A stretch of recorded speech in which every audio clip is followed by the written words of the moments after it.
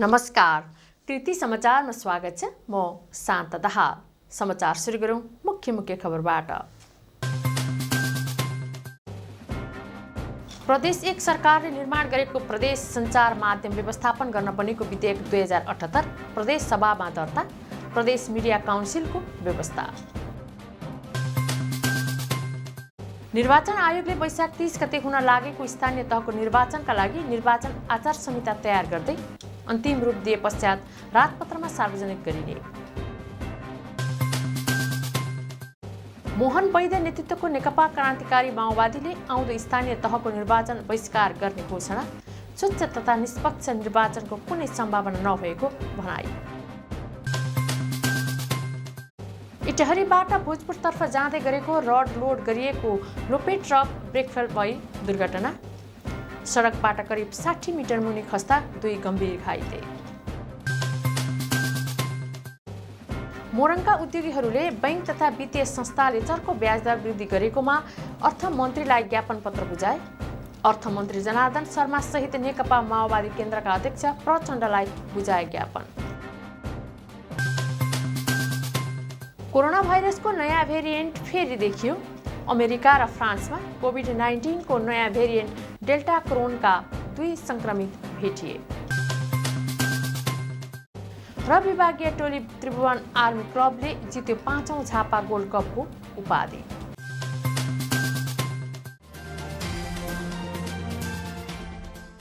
अब समाचार विस्तारमा। सञ्चार क्षेत्रलाई सम्बोधन गर्ने गरी प्रदेश 1 सरकारले निर्माण गरेको प्रदेश सञ्चार माध्यम व्यवस्थापन गर्न बनेको विधेयक 2078 प्रदेश सभामा दर्ता भएको छ। यातायात व्यवस्था तथा सञ्चार मन्त्रालयले दर्ता गरेको विधेयकमा रेडियो, टिभी, अनलाइन तथा पत्रपत्रिका सबैलाई एकीकृत ऐनमा समेट्ने प्रयास गरिएको छ। प्रदेश सभामा विधेयक दर्ता भएपछि सोमबार आयोजित पत्रकार भेटघाट कार्यक्रममा यातायात व्यवस्था तथा सञ्चार मन्त्री उपेन्द्र प्रसाद घिमिरेले सरकारको तर्फबाट पहिलो विधेयक नै सञ्चार क्षेत्रलाई सम्बोधन गर्ने गरी आएको बताउनुभयो। ऐन मार्फत प्रदेशमा प्रदेश मिडिया काउन्सिलको व्यवस्था गरिएको उहाँले बताउनुभयो। उक्त विधेयकमा प्रदेश मिडिया काउन्सिल गठन, श्रमजीवी पत्रकार, बीमा, विज्ञापन, पत्रकार प्रशिक्षण लगायत प्रसारण सम्बन्धी व्यवस्था गरिएको छ।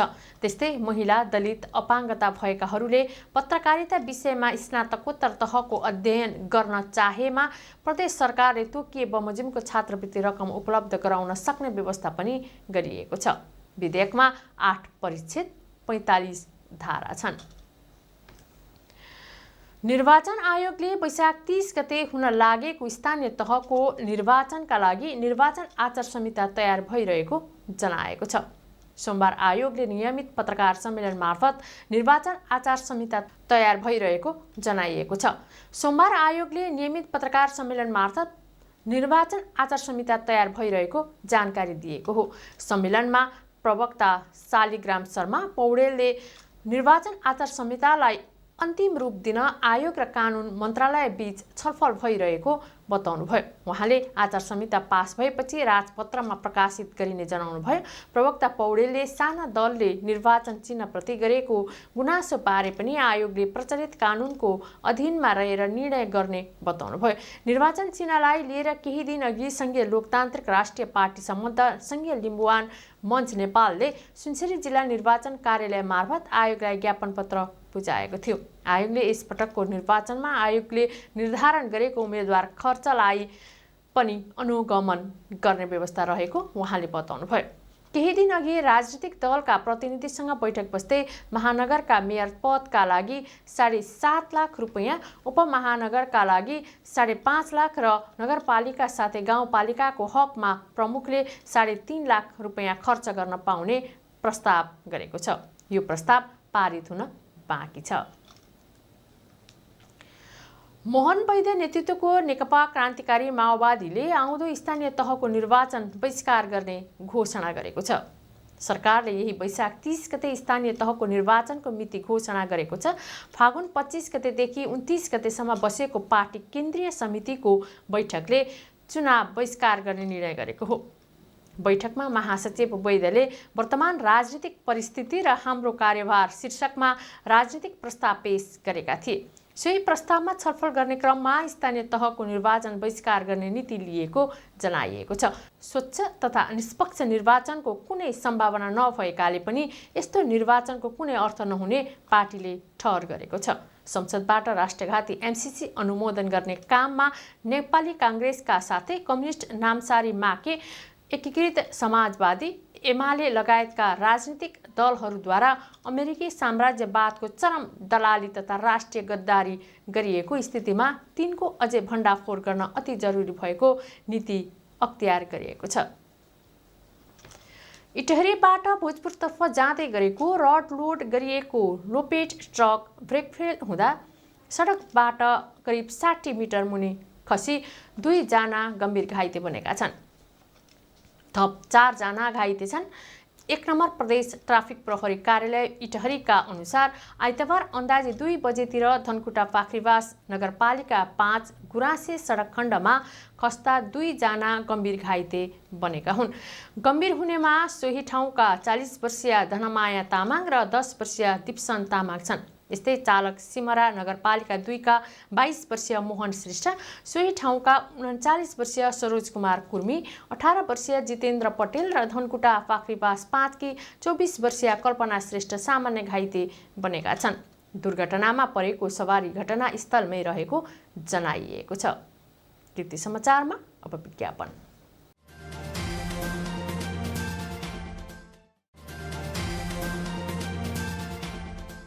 कृति समाचारमा पुनः स्वागत छ। अब बाँकी समाचार। मोरङका उद्योगीहरूले बैंक तथा वित्तीय संस्थाले चर्को ब्याज दर वृद्धि गरेकोमा अर्थमन्त्रीलाई ज्ञापन पत्र बुझाएका छन्। सङ्घका निवर्तमान अध्यक्ष प्रकाश मुन्दाडाको नेतृत्वको टोलीले आइतबार अर्थमन्त्री जनार्दन शर्मा सहित नेकपा माओवादी केन्द्रका अध्यक्ष पुष्पकमल दाहाललाई ज्ञापन पत्र बुझाएका हुन्। बैंकको ब्याज दर तीव्र रूपमा वृद्धि हुँदा उद्योग व्यवसाय धराशायी हुने अवस्था सिर्जना भएको उद्योगी मुन्दाडाले बताउनुभयो।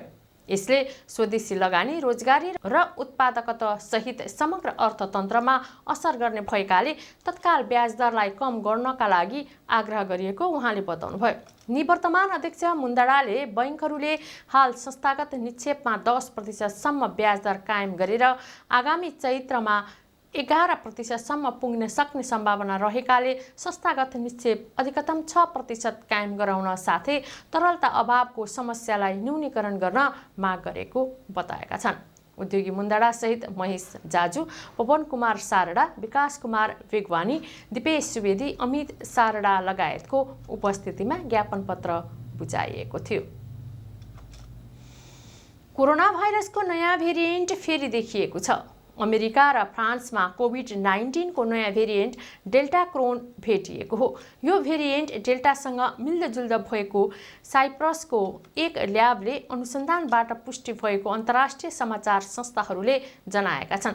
डेल्टासँग मिल्दोजुल्दो भएकाले यसको नाम डेल्टा क्रोन राखिएको हो। ओमिक्रोनसँग मिल्दोजुल्दो रहेको बताइएको छ। गत मार्च 9 मा नेदरल्यान्ड्स र डेनमार्कमा पनि यो भेरिएन्ट देखिएको विश्व स्वास्थ्य सङ्गठनले जनाएको छ।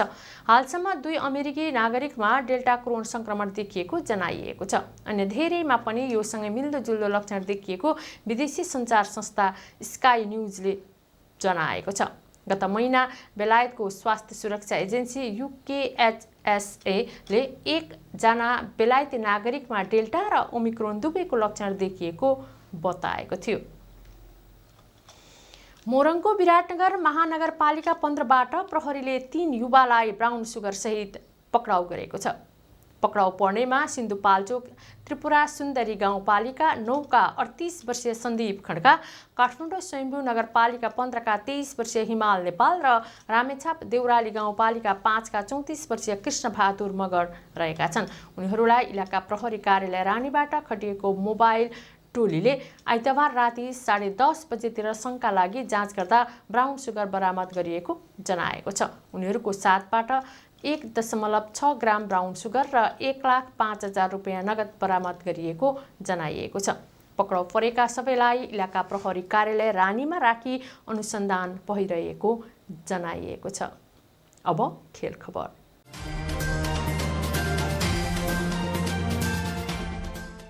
सुभाष राई स्मृति सुपर 8 फुटबल प्रतियोगितामा धरानको 14 नम्बर वडाले विजय सुरुवात गरेको छ।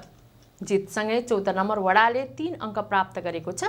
14 नम्बर वडाले 18 नम्बर वडालाई 2-0 गोल अन्तरले पराजित गरेको हो। लिग कम नकआउटको आधारमा भइरहेको प्रतियोगितामा समूह ए को 2 खेल सम्पन्न भएको छ, जसमा वडा नम्बर 14 र 15 को समान 3 अङ्क रहेको छ भने 11 नम्बर वडा र 18 नम्बर वडाले अङ्क जोड्न सकेका छैनन्। 14 नम्बर वडाको जितमा सन्दीप राई र विपिन श्रेष्ठले गोल गरे। राईले खेलको 34औं मिनेटमा गोल गरेका हुन् भने श्रेष्ठले खेलको अन्तिम मिनेटमा गोल गरेका थिए। प्रतियोगितामा गोधुलीका उत्कृष्ट 8 टिम सहभागी छन्। 2 समूहमा विभाजन गरी समूहका विजेता तथा उपविजेता सेमिफाइनलमा पुग्नेछन्। आज वडा नम्बर 19 र 8 का बीच दिनको ठीक 4 बजे धरान रङ्गशालामा खेल हुने प्रतियोगिताको व्यवस्थापक धरान भेटरान क्लबले जनाएको छ। फागुन 28 गते सुरु भएको प्रतियोगिता चैत्र 12 गतेसम्म चल्नेछ। प्रतियोगिताको विजेताले 2 लाख र उपविजेताले 1 लाख नगद पुरस्कार प्राप्त गर्नेछन्। विभागीय टोली त्रिभुवन आर्मी क्लबले 5औं झापा गोल्ड कपको उपाधि जितेको छ। सोमबार सम्पन्न फाइनलमा घरेलु टोली झापा 11 लाई 2-1 गोल अन्तरले पराजित गर्दै उपाधि रक्षा गरेको हो। प्रतियोगितामा आर्मीका टेक बहादुर बुढाथोकी र जर्ज प्रिन्स कार्कीले गोल गरेका थिए। यता झापाबाट विमल घरती मगरले 1 मात्रै गोल गरे। आर्मीले यो सँगै 4औं पटक झापा गोल्ड कप जितेको छ। झापा भने 5औं पटक नै उपविजेतामा चित्त बुझाएको छ। उपाधिसँगै नगद 12,55,000 र उपविजेता बनेको झापाले नगद 6,05,000 रुपैयाँ प्राप्त गरेको छ। कृति समाचारको अन्त्यमा पुनः मुख्य खबरहरू। प्रदेश 1 सरकारले निर्माण गरेको प्रदेश सञ्चार माध्यम व्यवस्थापन गर्न बनेको विधेयक 2078 प्रदेश सभामा दर्ता। प्रदेश मिडिया काउन्सिलको व्यवस्था। निर्वाचन आयोगले वैशाख 30 गते हुन लागेको स्थानीय तहको निर्वाचनका लागि निर्वाचन आचार संहिता तयार गर्दै अन्तिम रूप दिए पश्चात रातपत्रमा सार्वजनिक गरिने। मोहन वैद्य नेतृत्वको नेकपा क्रान्तिकारी माओवादीले आउँदो स्थानीय तहको निर्वाचन बहिष्कार गर्ने घोषणा। स्वच्छ तथा निष्पक्ष निर्वाचनको कुनै सम्भावना नभएको भनाई। इटहरीबाट भोजपुरतर्फ जाँदै गरेको रड लोड गरिएको रोपे ट्रक ब्रेक फेल भई दुर्घटना। सडकबाट करिब 60 मिटर मुनि खस्दा 2 गम्भीर घाइते। मोरङका उद्योगीहरूले बैंक तथा वित्तीय संस्थाले चर्को ब्याजदर वृद्धि गरेकोमा अर्थमन्त्रीलाई ज्ञापन पत्र बुझाए। अर्थमन्त्री जनार्दन शर्मा सहित नेकपा माओवादी केन्द्रका अध्यक्ष प्रचण्डलाई बुझाए ज्ञापन। कोरोना भाइरसको नयाँ भेरिएन्ट फेरि देखियो। अमेरिका र फ्रान्समा कोभिड-19 को नयाँ भेरिएन्ट डेल्टा क्रोनका 2 संक्रमित भेटिए। र विभागीय टोली त्रिभुवन आर्मी क्लबले जित्यो 5औं झापा गोल्ड कपको उपाधि। हवस् त कृति समाचार यति नै। कृति टेलिभिजन हेर्दै गर्नुहोला। नमस्कार।